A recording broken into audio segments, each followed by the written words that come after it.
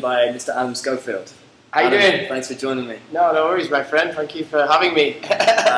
Adam's a couch surfer who's travelled to the back and beyond of almost everywhere. Can you tell us just a bit about your story and what you've been doing for the past 1,000 days? Yeah, I decided after losing both my parents that I'd do something rather positive than look on the negatives. So I sold up everything in England in September 2006, and since then I've travelled all the way from the United States, all the way down to the Patagonia by land, and couch surfed the whole way.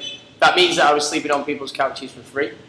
So I basically achieved 125 couches in 1,000 days over 30 countries, including the Caribbean and all of Las Americas. And now finally I'm in Asia.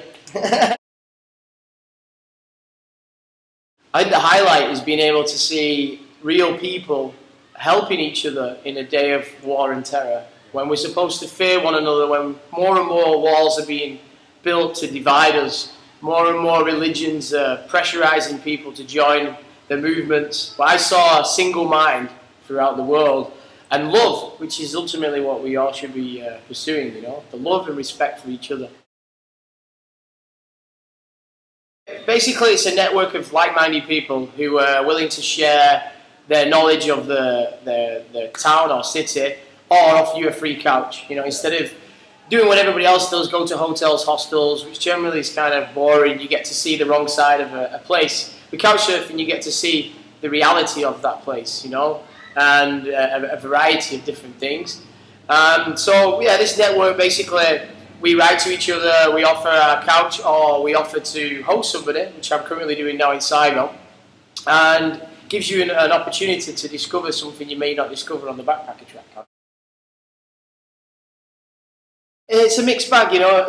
For me, there's only a few things that are really important, and that's like the roof over your head, somewhere to put your bags. If you get a hot shower, it's a bonus. Yeah. If you get a bed, it's a double bonus. I've slept on couches where my feet are hanging off. Okay. You know, but at the end of the day, I think it's something that you really take. No matter what it is, you'll always take something that you can't buy with money. You know, and that's maybe a new friendship or just an insight into the way somebody lives their life.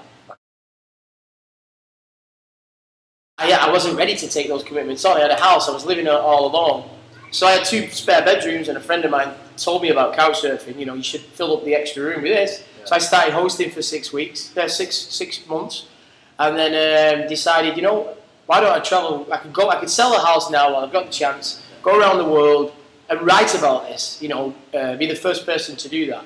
There's actually been a couple of people who've sort of copied my idea. But I heard that you wanted to break the Guinness Book of World Records. Yeah. There isn't an existing record for it yet, because no. It's so kind of new. And unofficially, there is probably way more people slept on couches their entire life. But it would be nice to sort of have an achievement, you know, like, that doesn't really matter, but yeah, it'd be cool. So yeah, I think the initial trigger was losing my parents, going through that whole thing, and then finally started realizing, God, you know, there's this whole world out there. Although I lost something, they also gave me an opportunity. You know, I sold the house and I had the money to do it. Yeah. So yeah, I took advantage of it while I'm still young, and it was amazing. You know, I never look back on it, and I felt like my parents who wanted me to do that. You know, that's where the idea of my book is called The Fish That Can Fly, and the idea is the metaphor of jumping out of your fishbowl and seeing this, you know, seeing what's in the sea. You can go to www.couchsurfingtheworld.com. For the last 2.5 years, I've been writing my journals there. I've been collecting recipes from around the world, and I have a podcast which is really popular right now. I'm getting about 2,000 hits a week, downloads. That's like, so everything is to share. You know, I also put couch surfers and my own poetry up on there. And then I have a blog, couchsurfingtheworld.com/blog, and that's just like, if you've not got time to read the journals because they are pretty big, you can just read a little snippet, click it, and it'll take you to the direct link. Basically, they were years and years ago, before the internet was invented, couch surfing, the idea of couch surfing still existed, but apparently people used to write letters to each other, and it would take maybe 2 or 3 weeks to get there. So, I'm coming on this date, can you host me? Yeah. They'd have to send a letter back. So it's 6 weeks, you know, planning it. So yeah, internet is amazing. We wouldn't really, we couldn't exist as a society now without the internet. You know, there's nothing bad to say about the internet. It's one of the things that we need to safeguard. First thing is just, you know, go into it for the right reason. If you're doing it just to save money, you're not gonna benefit from it. Because sometimes couchsurfing can actually work out more expensive. If you're the right type of person, you should be respectful and, you know, cook for your host, clean for him, do whatever you can to make it a smooth sailing and a good exchange.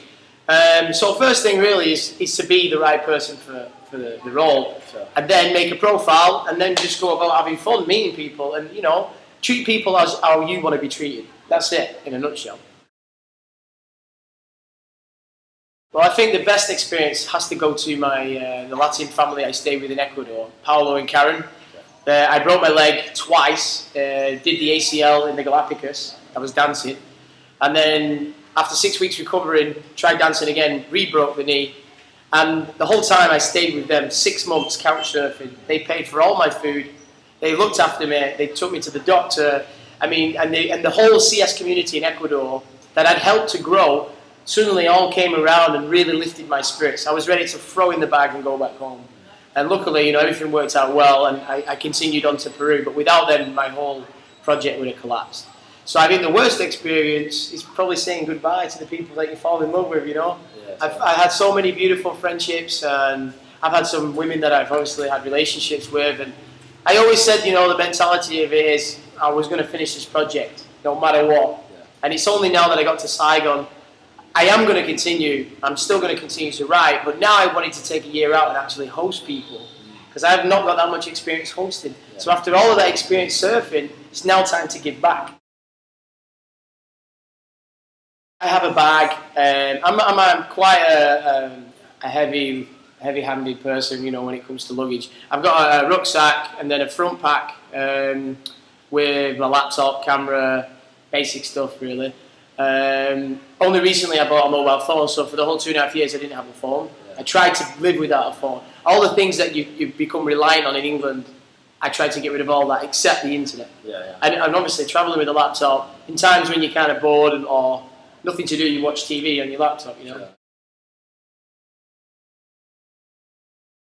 I didn't think I was going to ever be a DJ, and then suddenly, after I lost my father, my mum gave me a little bit of cash, and I went out and bought some decks. Started working for a record company, selling vinyl over the phone, and it just suddenly exploded into a career. I've played for Pasha, London, Madrid, played in gigs all around South America. All through my travels, I pretty much made a party and invited all the couchsurfing groups. And now my aim for the future is I set up a DJ agency free on couchsurfing, so people volunteer to come and play at couchsurfing events, and I would hope to kind of make a global event in the future, where maybe everybody puts £1 in together and we make a huge free event. Cool. You know what I mean?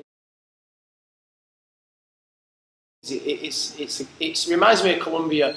You go in there with, you know, you don't really know what to expect. You hear certain stories, blah blah blah, but then it sort of gets under your skin. You know, I mean, what suddenly I noticed first was that I was sleeping very easily, and when I found a place where I go to sleep very easily, it means it's comfortable. Okay. And then I just recently got my bike, so I figured out the chaos, which is for me, it's the best part of the day. Is going out on the bike and zooming through the traffic, and it's also like things get done here, but it's not a rush, it's not a panic.